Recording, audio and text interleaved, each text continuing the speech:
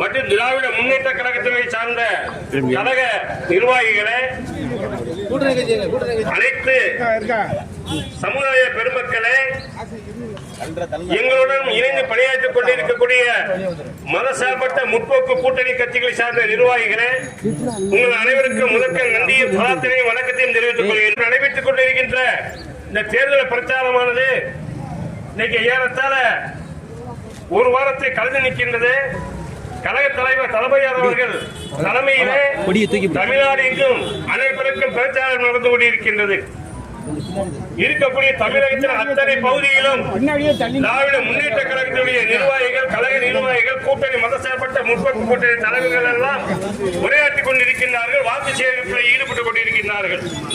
அதுபோல கீழே மாநகரிலும் இன்று 5வது நாளாக நாங்கள் எங்கள் பகுதி இன்னைக்குமே எங்களுக்கு ஒரு அன்பான ஒரு மக்களை தந்த ஒரு மக்கள் எங்களோடு இணைந்து திராவிட முன்னேற்ற கழகத்துக்கு ஆதரவு தரக்கூடியவர்கள். அது மட்டுமல்ல, இந்த பக்கத்தில் அமைந்திருக்கக்கூடிய இங்க இருக்கக்கூடிய நண்பர்கள், சகோதரர்கள், வியாபாரிகள் அனைவருமே எங்களுடைய ஆதரவாளராக கருதுகின்றோம். நடைபெற இருக்கின்ற தேர்தலில் திராவிட முன்னேற்ற கழகத்தினுடைய ஒப்பற்ற தலைவர் நமது மரியாதைக்குரிய முதல்வர் மாண்புமிகு ஸ்டாலின் அவர்கள் இன்று ஒரு அறிக்கையை கொடுத்திருக்கிறார்கள். நடைபெற இருக்கின்ற தேர்தலில் மதவாதத்தை வேரோடு அழிக்க வேண்டும். அப்படி அழித்தால்தான் தமிழ்நாட்டை திராவிட மாடல் ஆட்சி மீண்டும் கொண்டு வர முடியும். அதுதான் இன்றைய காலகட்டம்.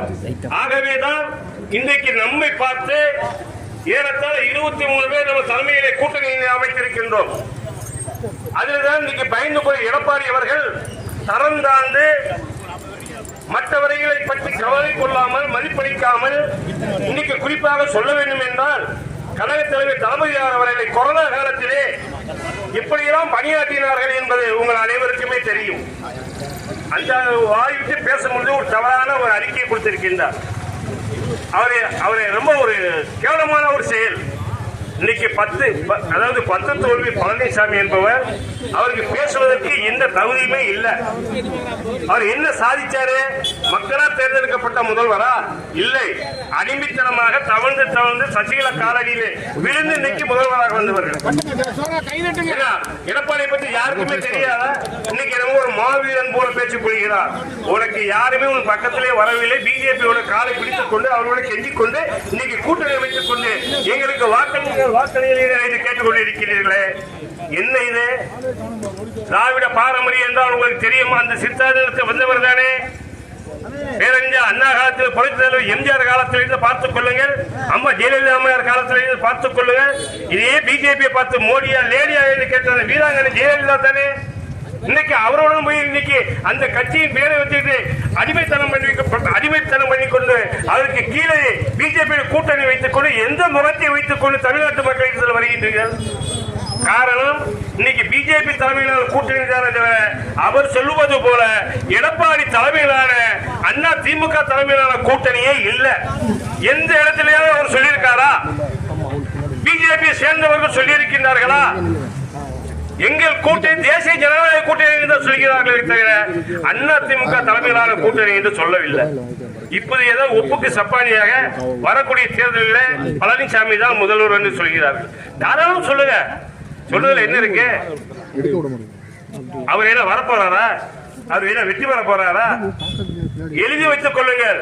கடந்த முறை நீங்க 70 சீட்டுல வந்திருந்தால் கூட வருகின்ற தேர்தலில் 20-25 சீட்டுக்கு மேலே நீங்கள் வர முடியாது. தேர்தல் கணிப்புகளை பாருங்கள், பத்திரிகைகளை பாருங்கள். இன்னைக்கு சமூக ஆர்வலர்களும் சொல்லிக் கொண்டிருக்கின்றார்கள். நீங்கள் நிறுத்திய வேட்பாளர்கள் யார்? கொள்ளையடிப்பவன், தண்டனை பெற்றவன். மோடி அரசிலே பல கொள்ளையடித்தவர்களையும் தண்டனை பெற்றவர்களையும் அதிமுக சார்பாக நினைத்துக் கொண்டிருக்கின்றீர்கள்.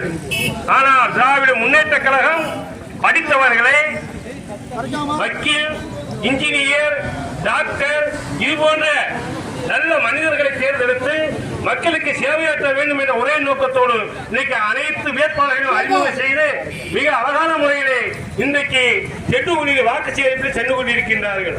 ஆகவேதான் உங்களை நாங்கள் கேட்டுக்கொள்கிறோம், நீங்கள் மறந்தும் இருந்து விடாதீர்கள், மீண்டும் இவர்கள் தலைநோக்க விடாதீர்கள். இன்னைக்கு இன்னொரு அடிமை கட்சி வந்திருக்குது. யார் அந்த நடிகர்? அது என்ன பேசுறேன்னா தெரியல அவருக்கு. எப்ப வந்தார் அவர் அரசியலுக்கு? தயிர்ச்சி யாராவது சொல்லுங்க பாப்போம். எந்த போராட்டத்திலே கலந்து கொண்ட இருக்க சரித்திரம் இருக்கா? எத்தனை புயல் வந்தது, கஜா புயல், இன்னும் எத்தனை புயல் வந்த புயலிலே எங்கேயாவது சென்று தண்ணீருக்கு உண்மையிலேயே தீய சக்தி நீதான் வரப்போட்ட தேர்தல் அதை நிரூபிக்க போகுது. வரி கட்டுறவங்க வரி ஏமாற்றி பண்ணிக்கொண்டு அதிலையும் ஊழல் செய்து கொண்டு எங்களை பார்த்து பேசுவதற்கு உனக்கு என்ன தகுதி இருக்கின்றது? வரக்கூடிய தேர்தலிலே உங்கள் படையில பார்த்தா நீ நாமினேஷன் பண்ணவன ஓடி போயிட்டான். விஜய் கட்சியில நாமினேஷன் பண்ண ஓடி போயிட்டான். புதிய ரத்தத்தை பார்த்த போறோம் சொல்றாரு. அண்ணாத்துக்கு மேல வந்தா மத்தியில எல்லாரும் அங்க போய் அடைக்கலம் வந்தாங்களா? அத்தனை பேருக்கு சீட்டு. அவ்வளவு பேர் கொதிக்கிற அந்த கட்சியில உள்ள இளைஞர்கள் எல்லாம் நாங்கள் எல்லாம் இருக்கிற வரவனுக்கெல்லாம் நீங்க சீட்டு கொடுத்திருக்கீங்களே அப்படின்ட்டு. ஆகவேதான் சொல்கிறோம், நீ எத்தனை ஆளுமுறை எந்த கொம்பன் வந்தாலும் எங்கள் மதசார்பற்ற முற்போக்கு கூட்டணியை வீழ்த்தவே முடியும். வருகின்ற தேர்தலில் 23ஆம் தேதி உதயசூரியன் மீண்டும் உதிக்க வேண்டும். காதல் பார்த்த முத்துராமலிங்கம் அவர்களை பற்றி சொல்ல வேண்டும். எத்தனை திட்டங்கள் இந்த ஊருக்கு செய்திருக்கின்றார். எவ்வளவு பெரிய அழகான சாலைகளை இந்த பகுதிக்கு அமைத்துக் கொண்டிருக்கின்றார். கால்வாய் சேர்வதற்கு எத்தனை திட்டங்களை தீட்டி கொடுத்திருக்கின்றார். அவர் சொந்த நிதியிலிருந்து பல கோடி ரூபாய் ஒதுக்கி கீழக்கரை மாணவர்களுக்கு இன்றைக்கு எல்லா திட்டங்களும் வர வேண்டும் என்பதற்காக புதிய பேருந்து நிலையம் வரைய இருக்கின்றது. மருத்துவமனை இன்னும் சில கோடிகள் 3-4 கோடிகள் தேவைப்படுகின்றது. அதை தரமிக்க ஒரு மருத்துவமனையை உயர்த்த வேண்டும் என்பதற்காக அதுக்கு அமௌண்ட் வர்றதுக்குள்ள தேர்தல் நிறுத்திட்டாங்க. மீண்டும் நம்ம தான் வரப்போறோம், நம்ம தான் ஆட்சி செய்ய போறோம். மீண்டும் ஒரு தரமான ஆஸ்பத்திரியாக உருவெடுக்கும். ஆரம்ப சுகாதார நிலையம் இன்றைக்கு ஆரம்பிக்கப்பட்டிருக்கின்றது. அதுவும் விரைவில் திறக்கப்பட்டு மக்களுக்கு பயனுள்ளதாக இருக்கும்.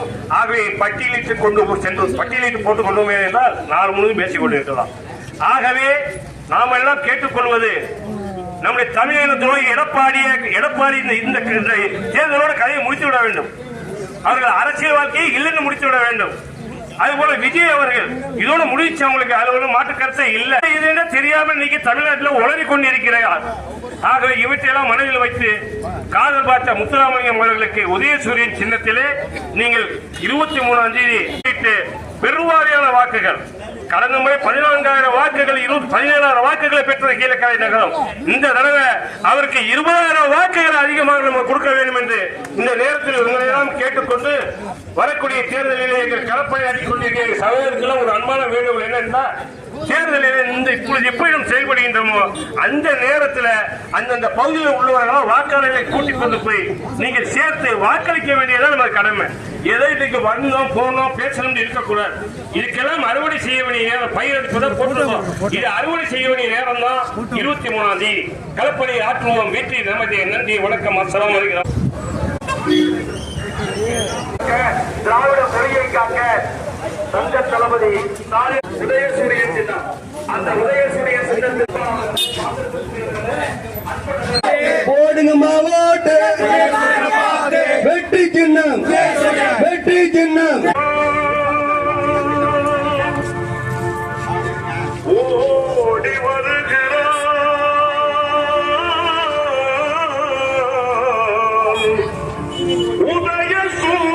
உள்ளமெல்லாம் இந்த வெள்ளம் பொங்கவே ஓடி வருகிறான் உதயசூரியன். ஓடி வருகிறான் உதயசூரியன்.